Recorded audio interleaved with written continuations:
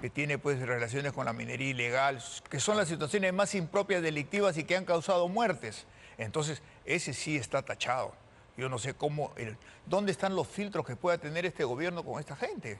Los ojos han estado muy puestos, sobre todo, sobre el nuevo ministro de Transportes y Comunicaciones, ¿no? El señor César Sandoval. Pero además, sobre este tema, también se pronunció el propio César Acuña, líder de APP, ¿no? Porque los cuestionamientos están concentrados no solo en APP, pero, valgan verdad, viendo las votaciones, pues APP ha demostrado ser sumamente, muy cercano a la presidenta Boluarte. ¿Qué es lo que dijo el señor César Acuña? Escuchemos. A mí me ha sorprendido la designación de César Sandoval como ministro de Transportes. Recuerden que el ministro Sandoval, él ha estado trabajando en Palacio, él ha sido asesor de la presidenta. Significa que habrá visto las cualidades, habrá visto las condiciones, porque recuerden que nombrar un ministro es confianza. Es decir, que acá no hay ningún negociado y no tenemos ningún interés en tener ninguna cartera. Dice, acá no hay ningún negociado, dice César Acuña, ¿no? Sandoval, ahora ministro de Transportes y Comunicaciones, que maneja la cartera con más recursos de todo el país, que hasta hace poco era el secretario de Organizaciones de Alianza para el Progreso, uno de los principales voceros, además, de César Acuña en la campaña, entiendo, regional del 2022, si la memoria no me falla, y bien recuerda la editorial del diario El Comercio, unas palabras del propio Sandoval, ahora ministro, sobre César Acuña en el diario La Nación. Dice, César Acuña, con un lenguaje simple, articulado y coherente, ha sabido transmitir con sabiduría sus propuestas, decía el actual ministro de Transportes y Comunicaciones. Es interesante lo que viene ocurriendo en el gabinete, pero para hablar de este y otros temas estamos con el congresista de Fuerza Popular, Alejandro Aguinaga, a quien le agradezco por acompañarnos esta noche. ¿Cómo está, congresista? ¿Qué tal, Omar? ¿Cómo estás? Bueno, en principio, este gabinete o estos cambios que se han dado en el gabinete parten de un negociado con el gobierno de Boluarte y determinados partidos políticos. No, absolutamente no. Ese término que acaba de usar el señor Acuña, pues es desproporcionado y hasta lesivo a la conducta que puede tener un partido como Fuerza Popular, ¿no es cierto? Aquí no hay ningún negociado. Aquí lo que hemos vivido es una situación de mucha convulsión donde la presidenta de la República y el premier saliente, el señor Adriancén, no han tenido la mínima lectura sobre lo que acontece. Han estado pues fuera de la realidad. Pensaban que podían hacer las cosas simples. Si ya ves que hace más de un año se viene tocando este tema de Patás, ¿no es así? Cuando interviene el ejército, lo volvió a ceder a la policía. Ha habido también 32 pedidos justamente donde se declaraba emergencias y no ha pasado nada en el país, se ha seguido profundizando. Y encima estas declaraciones completamente inadecuadas del premier, en lugar de haberle hecho, y voy a hacer una analogía, en lugar de haberle hecho ya pues una misa de cuerpo presente a un muerto, lo quiso reanimar con 3 cambios ministeriales, ¿no es cierto? Una reanimación en UCI que era completamente impropia y generó pues justamente esta reacción del Congreso y particularmente en nuestro grupo político, que nos reunimos el día de ayer y de manera unánime, ¿no es cierto? Salvo un voto, acordamos la censura. Ya ir de frente a la censura del premier porque ya no daba más. O sea, pretender maquillar una situación haciendo 3 cambios, y 3 cambios que son inapropiados también, ¿no? Ya, pero ustedes en Fuerza Popular toman la decisión, digamos, cuando de alguna manera ya habían los votos en el Congreso de la República para censurar a Adriancén, porque Perú Libre ya había dicho que Adriancén no va, es decir, sin los votos de Fuerza Popular podrían haber censurado a Adriancén. Es decir, lo que pareciera es que ustedes se han sumado porque ya la cosa se venía fea. No, nosotros cuando analizamos una situación y se toma una decisión, la decisión es consensuada, la decisión es producto de un debate interno y en estos momentos la situación del premier ya era inviable. Congresista, pero no fue tarde. A ver, hay que acordarnos algo. El premier Adriancén, el 30 de abril, es que niega justamente que la masacre en Patá se haya producido. El 30 de abril, ustedes han tomado la decisión el 13 de mayo. Es decir, ¿no es un poco tarde para Fuerza Popular darse cuenta de la insostenibilidad de Adriancén? No solamente lo que niega que había algo, sino esta reacción contra el Congreso. O sea, cuando él ha debido tener el mínimo de reflexión y de autoanálisis para decir, presidenta, ya no someto más a esta situación de ingobernabilidad y doy un paso al costado. Pero la presidenta, tratando de salvarlo, bueno, hace unos cambios y sacrifica a un ministro que, en la óptica personal que tengo como es Salardi, los planteamientos que había hecho de reducir siete programas que 14. generaban un gasto enorme, ¿no es así? 14 programas. La situación de estas APP, que es una buena salida, porque yo veo en algunos sectores, por ejemplo en salud, los hospitales que se manejan con APP funcionan muy bien. Entonces, era una propuesta seria, coherente, que buscaba pues, no solamente evitar el dispendio económico, y sin embargo, también de la misma manera, el ministro de Transporte lo sacrifica a 2 semanas de inaugurar el aeropuerto. O sea, sí, claro, pero la sensación que queda es que Fuerza Popular, digamos, se suma a esta ola de pedidos de salida de Adriancén cuando iban a quedar en offside, iban a quedar como los defensores de Dina Boluarte, como APP. En este tema no habíamos defendido nada. Nosotros estamos por el país. Nosotros no estamos por el gobierno, estamos por el Estado.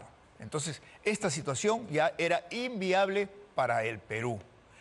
Y estos cambios que se dieron, esta suerte de ponerlo en cuidados intensivos y el respirador que le puso fue el equivocado, porque sacrificar a Salardi, que en 2 meses había dado señales claras, sacrificar al ministro de Transportes para pasarlo a un sitio cuando ya estaba a 2 semanas de inaugurar el aeropuerto y poner a Sandoval, yo digo, por Dios, es decir, ¿qué está pasando? ¿A usted o a ustedes como bancada les parece mal los cambios que se han realizado?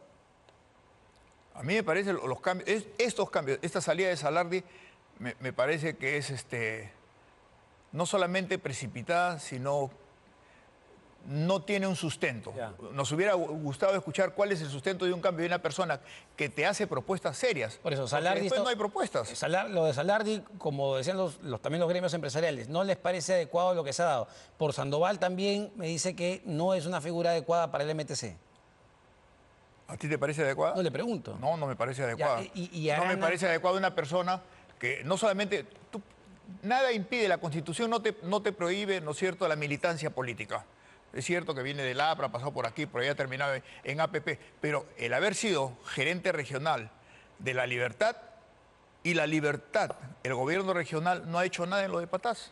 Eso también lo hemos censurado, lo hemos visto contigo. Vamos a entrar a eso con detalle, me interesa saber su opinión, pero quería preguntarle ir al tema de Eduardo Arana, porque lo que entiendo es que me dice, oye, los cambios que se han hecho no son los adecuados, no son buenos. Cambios. Claro, pero entonces, ¿Fuerza Popular le va a dar la confianza al gabinete de Arana? No nos hemos reunido. Si me preguntas por el ministro Arana, yo creo que sí tiene un expertise, tiene por lo menos más manejo político de los que lo han precedido en el cargo, y esperemos pues que pueda, porque también es difícil conseguir un primer ministro a 1 año de las elecciones. Claro, pero está de acuerdo con la cabeza, más no con los ministros. Es que no ha habido cambios ministeriales. Bueno, está... Salvo, como te digo, ha habido un enroque por acá y bueno, se ha puesto uno nuevo que es en el MTC. Por eso, pero entonces sí le daría a usted al menos la confianza a Arana. Yo, de mi parte, no veo razones para no negarle, viendo el background que él trae, ¿no? Y le pregunto nuevamente, porque insisto con este tema de que hay la sensación de que se terminan negociando, digamos, los cupos en el gabinete para darle sostenibilidad al gobierno de Boluarte. ¿Hubo algún tipo de conversación para colocar a Eduardo Arana en el premierato con Fuerza Popular? Voy a ser claro, enfático, preciso y veraz. Nosotros no nos hemos prestado a ninguna conversación ni componenda para designar tal o cual ministro como se podría señalar. ¿Hubo algún tipo de emisario que haya tocado las puertas de Fuerza Popular de parte de Presidencia, de parte de Boluarte? Ni emisario ni chasquis. Nosotros evaluamos nuestra posición. Por eso, no ha habido ningún tipo de conversación. Y nosotros no hemos Se propuesto lo digo a porque, nadie. porque, claro, más temprano, antes de la designación de Eduardo Arana en la cabeza del gabinete, escuchábamos a la congresista Patricia Juárez, que además es parte de la mesa directiva, decir que, bueno, que Arana sería una buena carta, que él podría ser una buena carta. Entonces, se menciona esto y luego es nombrado como premier. Es una coincidencia, pero como te digo, es que nosotros lo conocemos a Eduardo Arana desde el Congreso, ¿no? Él ha trabajado en el Congreso. Con Gladys Echaíz, y entiendo. claro, tiene una experiencia, no solamente con Gladys, creo en anteriores congresos también lo he conocido. O sea, trae una experiencia política que es lo que adolece este gobierno. Ahora, sin embargo, también tiene varios cuestionamientos, entre ellos uno bastante, digamos, importante, porque en el 2024 salió una investigación del Cuarto Poder que señalaba, que reveló que Arana mantuvo, ojo, mantuvo, no se supone, sino que mantuvo, y hay un registro de esto, más de 180 llamadas con César Inostroza, que conocemos, pues, es el juez supremo que está vinculado al gran caso de los cuellos blancos y que sigue prófugo de la justicia el día de hoy. Entonces uno se pregunta, ¿era la mejor carta para la justicia, para el Ministerio de Justicia? ¿Es la mejor carta para liderar el gabinete? Yo te pregunto también, cuando vas a un proceso de esta naturaleza, hay la presunción de inocencia. Si le ha demostrado culpabilidad, o sea, puede haber conversado o no conversado, o no sé si ese número de llamadas corresponde, porque al final de cuentas todo esto de los cuellos blancos lo manejó el IDL. Claro, pero... soltaba a cuentagotas las conversaciones. Entonces, eso ya desnaturaliza la investigación que la tiene que tener el Ministerio Público. Ahora, más allá de IDL o no, lo que sí es cierto es que César Inostroza es prófugo de la justicia y que Walter Ríos estuvo, por ejemplo, que fue juez supremo del Callao, está en la cárcel. Es decir, ha habido chats y audios que se filtraron donde escuchábamos al propio Inostroza, digamos, tratar de negociar, ojo, la libertad de un violador de una menor de edad, eso no lo olvidamos. Esa es una componenda entre Inostroza con Walter Ríos. Claro, pero por eso, el actual premier ha tenido 180 llamadas con Inostroza. ¿No le parece algo que genera preocupación al menos? ¿Las llamadas de qué han tratado? Por eso, pero ¿no le genera preocupación? Porque no hay que olvidar que también Arana ha sido fue secretario general del extinto Consejo Nacional de la Magistratura, que cae justamente por la revelación de los cuellos blancos. Como te digo, puede estar involucrado, pero hay presunción de inocencia donde está su culpabilidad. O sea, si no estaríamos especulando de cada que hablas con alguien ya tiene que ser delito, ¿no?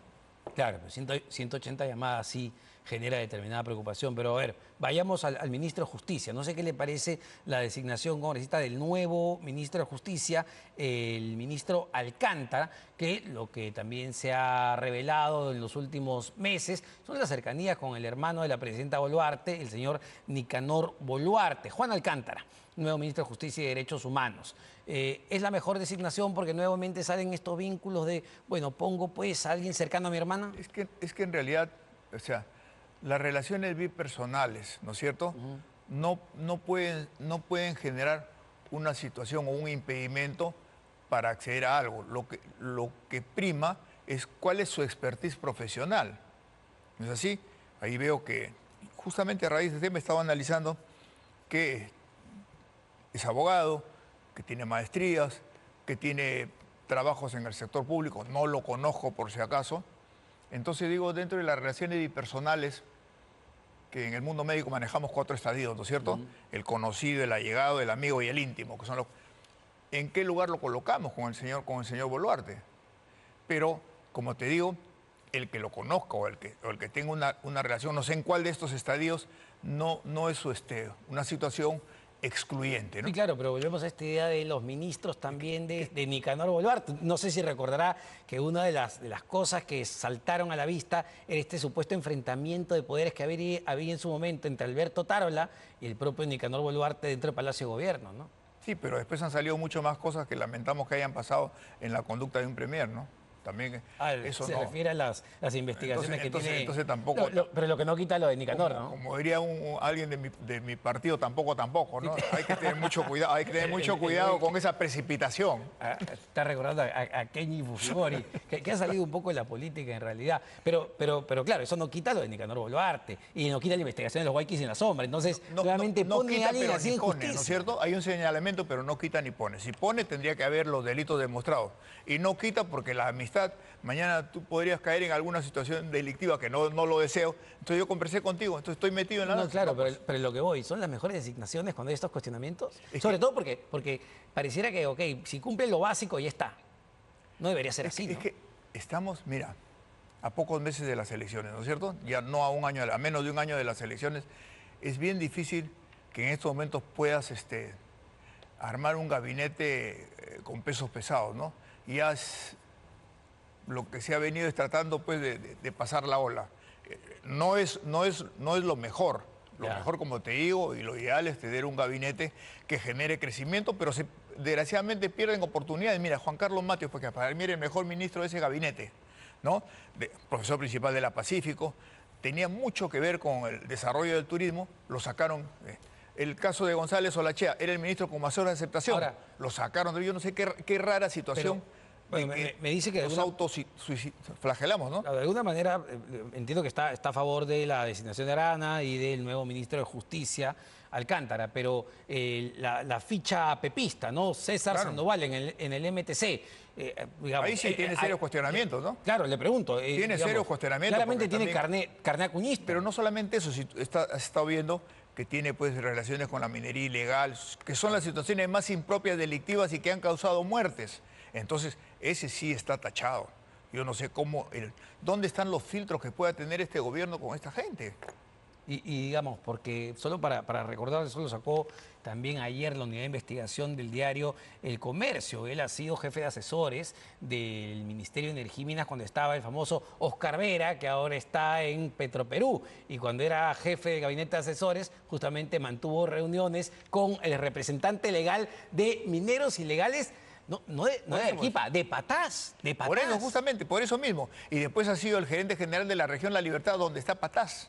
Y el gobierno regional no ha hecho nada por conjurar esta situación del problema de la seguridad ciudadana, que se lo faculta no solamente la Constitución, que le da las competencias, sino la ley de gobierno regional, donde dice, punto 2, seguridad ciudadana. ¿Qué han hecho?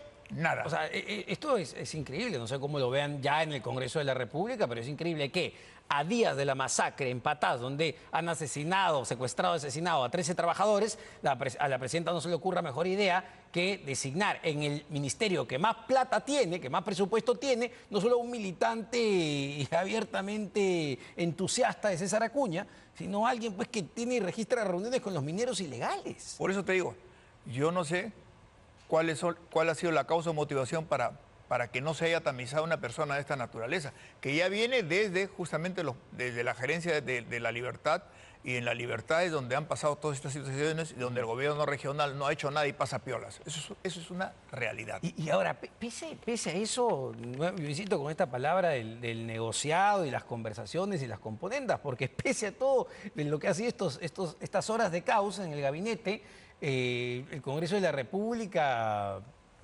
aprueba el viaje. Dina para el Vaticano. Bueno, ahí sí yo estoy de acuerdo. Usted votó a favor, además. No es, claro, no es Dina, es la representación que tiene el Perú. O sea, no sería lo más adecuado que se hubiese negado un viaje para poder que su país, el país del Papa, porque el Papa ha vivido más en el Perú que en su país de origen, tiene la nacionalidad peruana. Entonces sería un desaire tremendo. ¿Y sabes qué? Y Dina nos representa bien frente al nuevo Papa. No hay otra representación. Es la presidenta. Y con sus defectos o sus afectos, tiene que representar al Perú. Además que el Papa ha tenido gestos muy lindos con el país. Tú sabes que hacen la presentación, da el mensaje en latín. Hizo una pausa palabral en español y dijo: a mi diócesis de Chiclayo, Sí, en el Perú les hago... no Entonces, me queda duda. Lo que me pregunto es, ¿tú lo si negarías? Si es la mejor carta de presentación ante el nuevo Papa que quiere tanto al Perú. Pero negarías un viaje así. Yo creo que representa, es el país. Bueno, no podemos negarnos. ¿No le parece que alguien que más bien cometió un pecado como mentir y en cadena nacional con las cirugías? Oiga, Ya tampoco no nos pongamos en la negación de la negación, porque si no, no vamos a poder avanzar. Yo creo que hemos hecho bien en darle el permiso porque es el país el que está representado. No es la persona de Dina Boluarte, sino a quién personifica a la nación. muchísimas gracias al doctor Alejandro Aguinaga, como siempre, congresista de Fuerza Popular. Vamos. I can't see the issue. Yeah, believe me, I need to keep myself alive. But I